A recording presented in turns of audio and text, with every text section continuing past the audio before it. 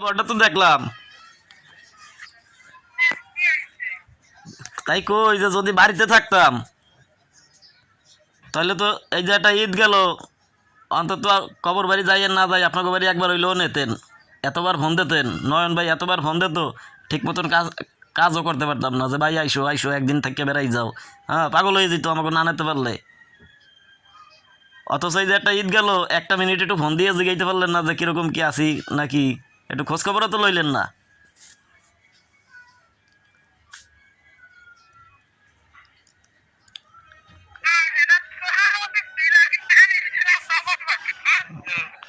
আপনি যেখানেই থাকেন, আপনারা যেহেতু বড়, আপনাকে সেই দায়িত্বটা ছিল না?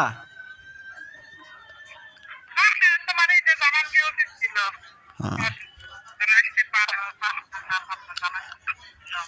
এখন ফাতেমার কি জামা কাপড় দিয়েছিলেন বানাইয়া?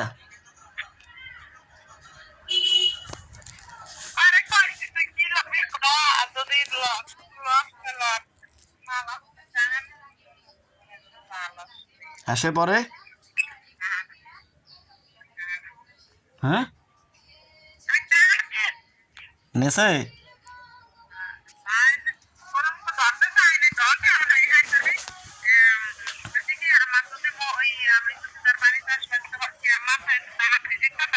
হুম। হ্যাঁ, যাক ভালো হয়েছে নেছে। তাই ওই যে আমি যে ঈদের দিন ফোন দিয়েছিলাম, নয়ন ভাইয়ের সাথে কথা কইলাম, ফতের সাথেও তো কথা কইলাম, ওই সময় আপনি ছিলেন না, আপনার মোবাইল দিয়ে তো কথা কইলাম।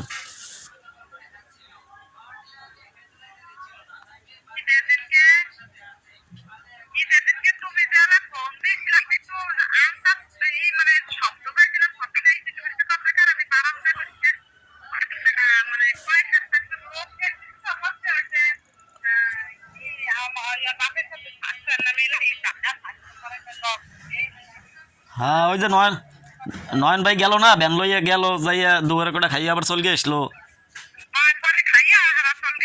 হয়তো তো আমি জানি কেমন, আমি নয়ন ভাইয়ের সাথে আমার ওই দিন 4-5 বার কথা হয়েছে না।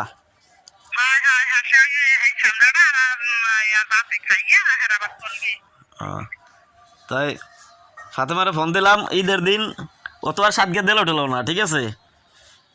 পরে এসে আমি তো ঈদের দিন ফোন দিলাম যে ওই 2000 টাকা দিছি, 2000 টাকা কী হয় দেখি, ওরে 1000 টাকা দিই, ওটা তো দিছি জামা কাপড় বানানোর জন্য, তো 1000 টাকা আজকে দেবো রে, যাতে ও খরচা মরচা করে গিয়ে চলতে ফিরতে পারে, বুঝছেন।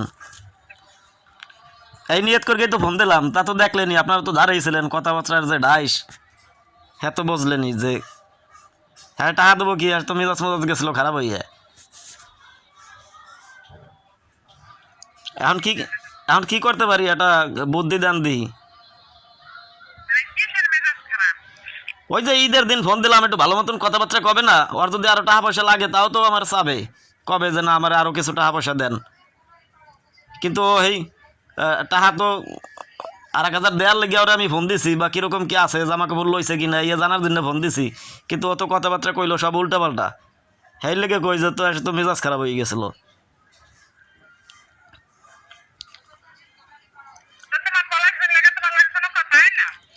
পলাশ ভাইয়ের লগে এখন মনে হয় দীর্ঘ 15-20 দিন হয় না কথা। কিন্তু ওই যে ঈদের দিন যে আপনার সাথে কথা কইছি, মানে আপনার সাথে তো কই নাই, নয়ন ভাইয়ের সাথে ফতের সাথে যে কথা কইলাম, তারও 2-3 দিন আগে না 4-5 দিন আগে, 1 সপ্তাহ আগে মনে হয় পলাশ ভাইয়ের সাথে কথা কইছিলাম।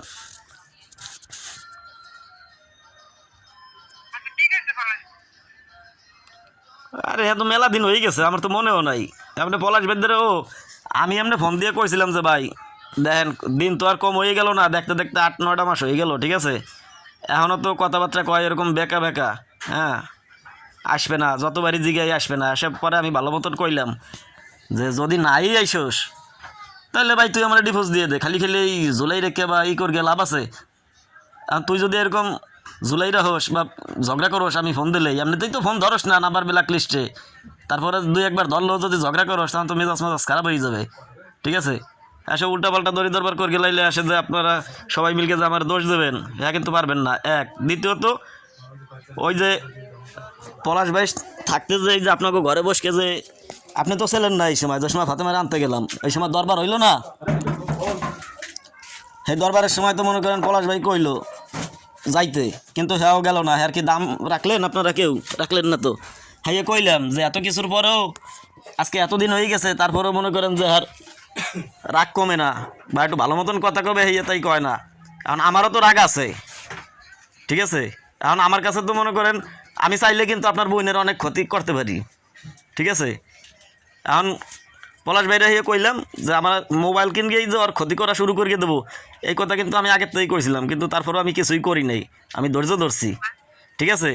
তো এখন একটা কিন্তু কইছি যে মোবাইল, ওই যে আপনাকে বাড়িতে সময় গেলাম আপনার বোনের আনতে, এই সময় সবার সামনে আমি এই কথাটা কয়েছিলাম আপনার বোনের, যে আচ্ছা ঠিক আছে যাবি না, যা তাই তোর যাওয়া লাগবে না। কিন্তু আমি যাই লই ঢাকা, 1 মাসের ভিতরে মোবাইল কিন গিয়ে তারপরে দেখিস আমি কি করি, এই মোবাইল দিয়ে আমি তোর ক্ষতি করব, এই তো কয়েছিলাম সবার সামনে, কি কইছি বুঝছেন।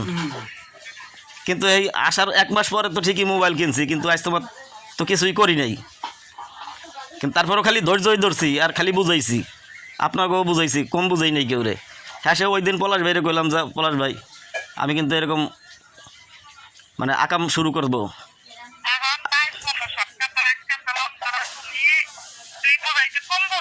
হুম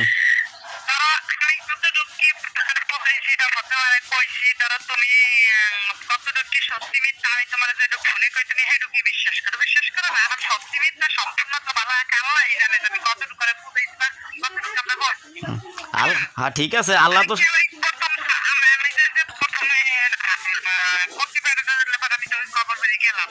হুম